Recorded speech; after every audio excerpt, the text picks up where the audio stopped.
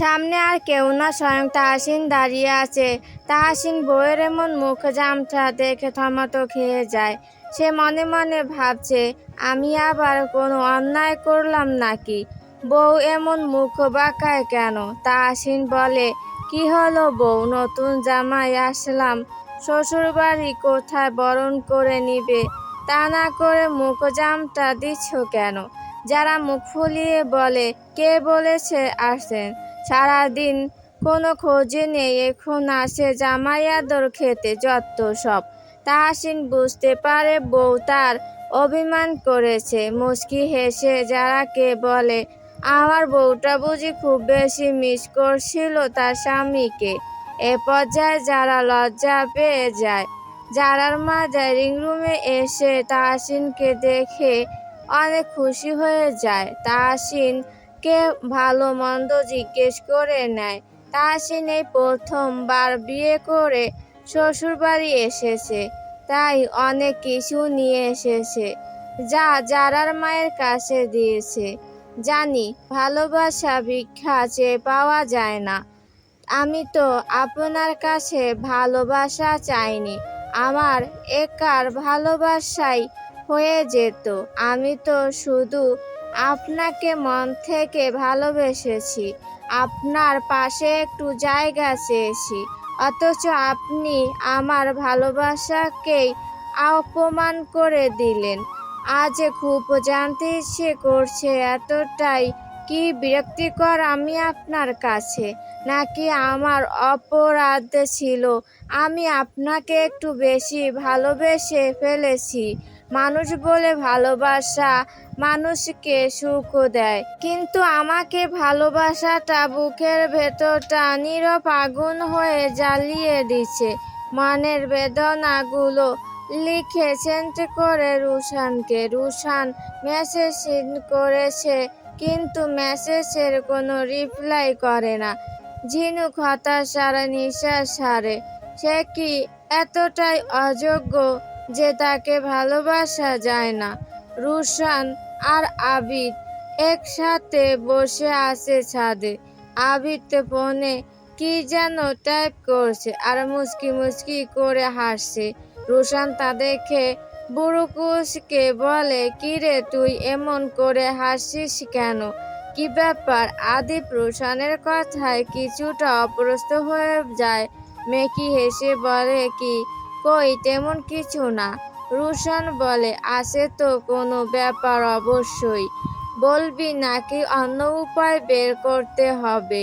রুশানের কথায় আদিপ কিছুটা নড়েচড়ে বসে, তারপর বলতে শুরু করে, আমি একজন খুব বেশি ভালোবেসে ফেলেছি দোস্ত। রুশান অবাক চিত্রে জিগায়, কে সে? যারা বাবির ফ্রেন্ড মাহি। রুশান বলে, সে জানে। আদিপ বলে, না এখনো বলা হয়নি, তবে ফোনে বা মেসেঞ্জারে মাঝে মাঝে কথা হয়। বিশ্বাস কর বন্ধু, ওকে চাই, খুব করে চাই। ও আমার মনের সমস্ত জুড়ে বসবাস করছে, আমার সমস্তটাই জুড়ে শুধু ওর অস্তিত্ব। খুব শীঘ্রই ওকে আমার ভালোবাসার কথা জানিয়ে দেব। কথাগুলো বলার সময় আদিবের চোখ মুখে এক ধরনের আনন্দ আর খুশির ঝিলিক খেলা করছিল। রুশান তা শুনে গোপনে দীর্ঘশ্বাস ফেলে। ভালোবাসা আসলেই সুন্দর যদি সেটা শুধু আমি তোমাকে ভালোবাসি বলার মধ্যে সীমাবদ্ধ না থাকে। সুন্দর তখনই লাগে যখন কারো খোঁজ নেওয়ার ছোট আভাসে নিজের শান্তি খুঁজে পাওয়া যায়, যখন হাজার মানুষের ভিড়ে একটা মানুষকেই দেখলে মন অকারণে হেসে ওঠে। ভালোবাসা সুন্দর কারণ এটা মানুষকে বদলে দিতে পারে, কঠিন মানুষকেও নরম করে দেয়, এলোমেলো মানুষটাকে যত্নশীল বানিয়ে দেয়। ভালোবাসা মানে শুধু হাত ধরে পথ চলা নয়, ভালোবাসা মানে কারো ক্লান্ত চোখ দেখে তার না বলা কষ্টটাও বুঝে ফেলা। ভালোবাসা আসলেই সুন্দর যদি সেখানে মিথ্যের ভিড় না থাকে, যদি অভিমান ভাঙানোর মানুষটা থেকে যায়, যদি ভালো আছো প্রশ্নটার মধ্যে সত্যিকারের চিন্তা লুকিয়ে থাকে। কারণ পৃথিবীর সবচেয়ে সুন্দর অনুভূতি হয়তো এটাই। হ্যাঁ, রুশানও ভালোবাসে তার হৃদয় হরণী, তার একান্ত রমণী ঝিনুককে, কিন্তু বন্ধুত্ব ভাঙনের ভয়ে সে তা প্রকাশ করে না। যদি তাহসিন তাকে ভুল বুঝে দূরে সরিয়ে দেয়, বন্ধুত্ব ভেঙে দেয়, সে চায় না তাদের এই বন্ধুত্ব ভেঙে যাক। তাহসিনকে সে ভীষণ ভালোবাসে, সে পারবে না কখনো তাহসিনকে কষ্ট দিতে। তাই তো সে তার মায়া রানীকে এত অবহেলা, এত কষ্ট দেয়। মাঝে মাঝে মন চায় সবকিছু ছেড়ে তার মায়া রানীকে নিয়ে দূরে কোথাও হারিয়ে যেতে, কিন্তু পরক্ষণেই তাহসিনের চেহারাটা ভেসে ওঠে তার অক্ষিপটে। রুশান ভালোবাসা আর বন্ধুত্বের বেড়াজালে আটকা পড়েছে, যা থেকে কিছুতে বের হতে পারছে না। একদিকে তার প্রিয়তমার এমন করুণ আকুতি ভরা আর্তনাদ, আর অন্যদিকে বন্ধু রুশানের দম আটকে আসে। আদৌ কি তাদের ভালোবাসার সুন্দর কোনো সমাপ্তি হবে, নাকি বিচ্ছেদই হবে তাদের ভালোবাসার শেষে সমাপ্তি? রাতে ডিনার করে যারা আর তাহসিন রুমে এসেছে।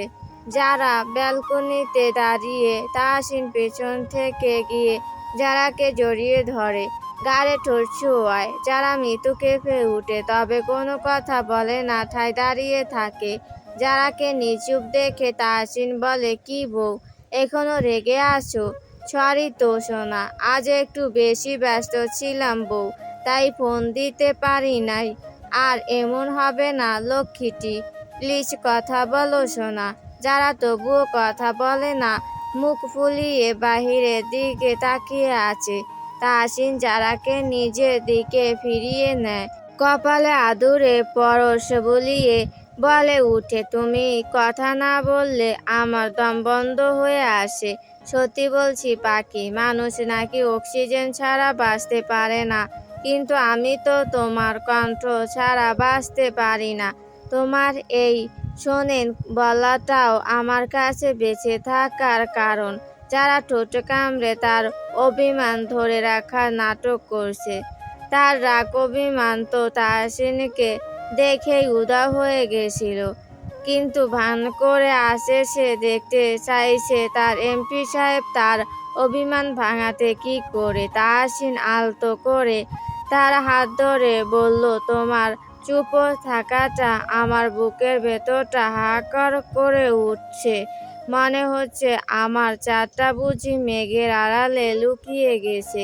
একটু থেমে আবার যারা চোখের দিকে তাকিয়ে বলল, এই যে তুমি কথা বলছো না, এতে আমার কিছু যায় আসে কিনা জানি না, কিন্তু আমার মনে হচ্ছে কেউ আমার হৃদয়ের দরজায় তালা মেরে দিয়েছে। তাই প্লিজ আর রাগ করে থেকো না, তোমার একটা হাসির কাছে আমি হাজারবার হারতে রাজি। যারা এবার মুখ ফিরিয়ে মুচকি হেসে ফেল, তাদেরকে তাহসিন স্বস্তির নিঃশ্বাস ফেলে আর মনে মনে বলে, যুদ্ধ জেতা সহজ, কিন্তু প্রিয় মানুষের অভিমান ভাঙানোটাই পৃথিবীর সবচেয়ে মিষ্টি যুদ্ধ মনে হয়। এর পরদিন বিকেলে যারাকে তাহসিন নিয়ে আসে। যারা থাকতে চাইলো, তাহসিন সাফ সাফ জানিয়ে দিয়েছে, আমি তোমাকে ছাড়া এক মুহূর্ত থাকতে পারবো না, তাই আর কোনো কথা নয়। বিকালে আমি নিতে আসবো, রেডি থেকো। যারাও বাধ্যগত বউয়ের মতো স্বামীর কথায় রাজি হয়ে যায়, কারণ সেও এখন তাহসিনতে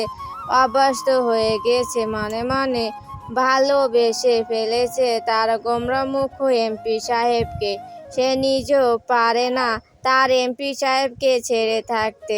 বাড়িতে আসতেই এলিনা দৌড়ে যেই না তাহসিনকে ধরতে যাবে, অমনি যারা স্বামীর রক্ষা কবচ হয়ে সামনে দাঁড়ায়। এই মুহূর্তে যেন এই ডাইনির হাত থেকে তার স্বামীকে রক্ষা করা একমাত্র কাজ। এলিনা তো তাহসিনকে দেখে এসেছিল, সে যারাকে খেয়াল করেনি পেছনে থাকায়। যারা চোখ রাঙিয়ে দেয় যা দেখে এলিনা কিছুটা শুকনো ঢোক গেলে, আরে যাই হোক, আবার সবার সামনে চুল টানাটানি খেতে চায় না, তাই ভদ্রমেয়ের মতো সরে দাঁড়ায়। তাহসিন গটগট পায়ে উপরে চলে যায়। এই এলিনা মেয়েটাকে তার কাছে একদম অসহ্য লাগে। নেহাত মেয়েদের গায়ে হাত তোলে না, নয়তো এই মেয়েটাকে খুন করতো। সে বেয়াদব বেহাইয়া মেয়ে একটা। তবে এলিনা আর তার মা থেমে নেই। তারা তাদের পরিকল্পনা সাজাতে ব্যস্ত। যারা আর তাহসিনকে দূরে সরানোর পরিকল্পনা। এলিনা যারা যাওয়ার দিকে তাকিয়ে বলে, উড়ে নাও, কয়দিন উড়তে পারো? খুব শীঘ্রই তোমার উড়ির ডানা কেটে দেব যারা বেবি।